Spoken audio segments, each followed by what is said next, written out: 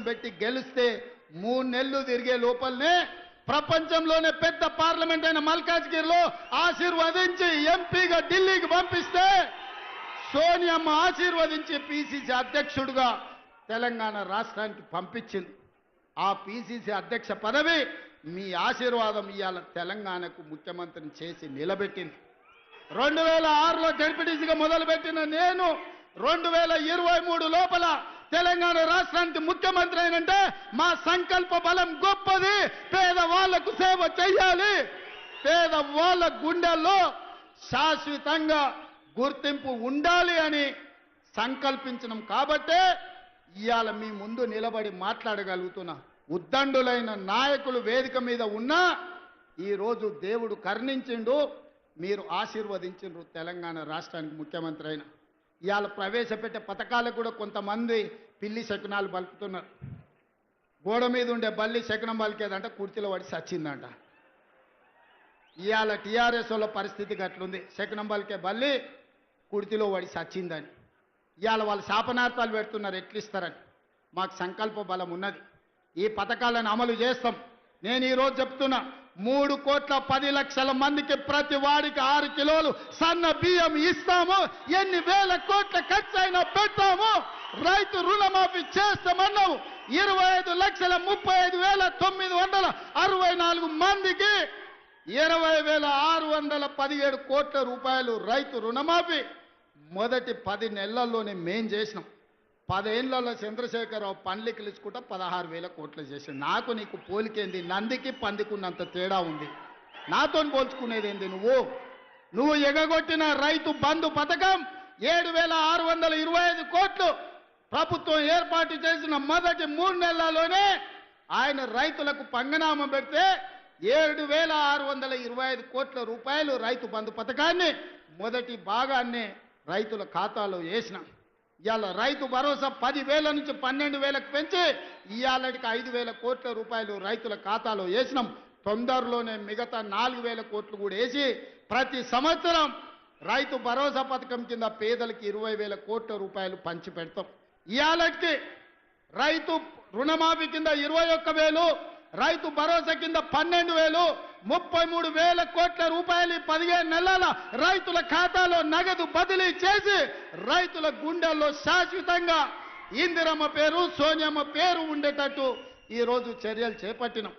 సన్న వడ్లకు ఉత్తమ్ కుమార్ రెడ్డి గారు 1,200 కోట్ల రూపాయల బోనస్ ఇచ్చిండు. ఒకరోజు వెనక ముందైనా గతంలో మీకు తెలుసు, మిల్లుల కాడికి పోయినా తాలు పేరు మీద, తౌడు పేరు మీద, తుట్టి పేరు మీద, తడి పేరు మీద క్వింటాల్కు 10 కిలోలు దండి కొట్టేది. ఇవాళ ఎవరినైనా 1 కిలో దండి కొట్టమని ఉత్తమ్ కుమార్ రెడ్డి గారు వస్తే తీసి బొక్కలేపిస్తా అని చెప్పిండు. ఇవాళ రైతు తీసుకెళ్లిన ధాన్యాన్ని ఎవరైనా తూకం పెట్టి కొనుక్కునే పరిస్థితి. ఆనాడు 3 నెలలైన పైసలు వచ్చేది కాదు. ఈరోజు 3 రోజుల్లోనే మీ ఖాతాలలో నగదు పడుతుంది.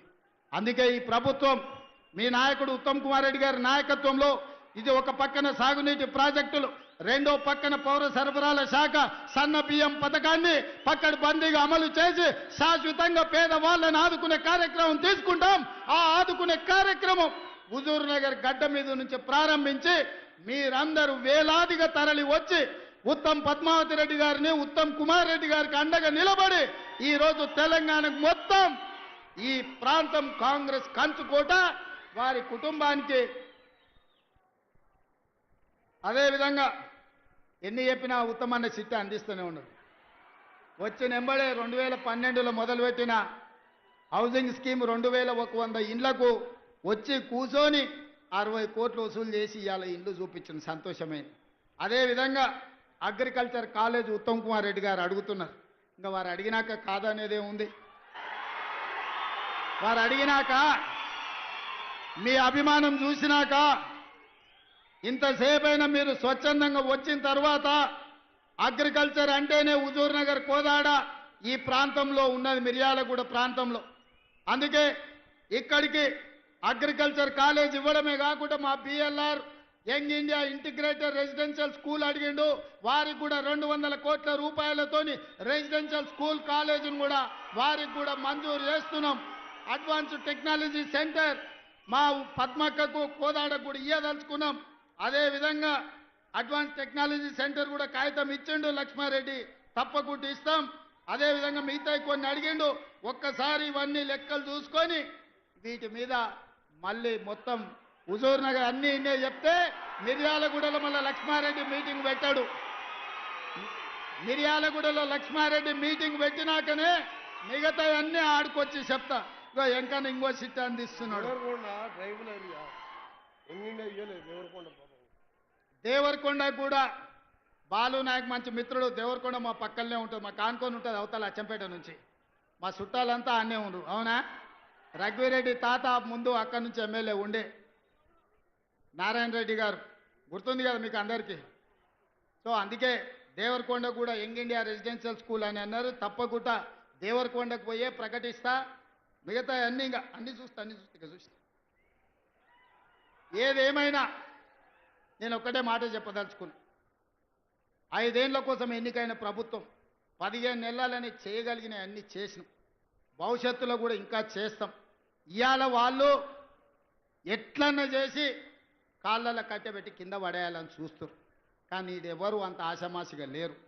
ఒకవేళ నాయకులు కొంచెం అట్లా ఇట్లా ఉన్నా మా కార్యకర్తలు అట్లా లేరు. పట్టుదలతో ఉన్నారు, చైతన్యంతో ఉన్నారు. ఎవరైనా ఏమైనా ఎక్కడైనా టీఆర్ఎస్ ఓడో ఇంగోడో మన కాళ్ళల్లో కట్టె పెట్టాలనుకుంటే వాళ్ళ కళ్ళల్లో కారం కొట్టడానికి మీరందరూ సిద్ధంగా ఉన్నారు. నాకు ఆ నమ్మకం ఉంది.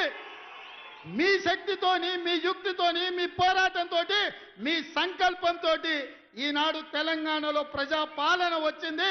ఈ ప్రజాపాలన ప్రగతి బాట వైపు నడుస్తుంది. మీరు అండగా ఉండండి. 10 ఏళ్ళు ఈ తెలంగాణ రాష్ట్రాన్ని అద్భుతమైన రాష్ట్రంగా దేశానికే నెంబర్ 1 ఉండే విధంగా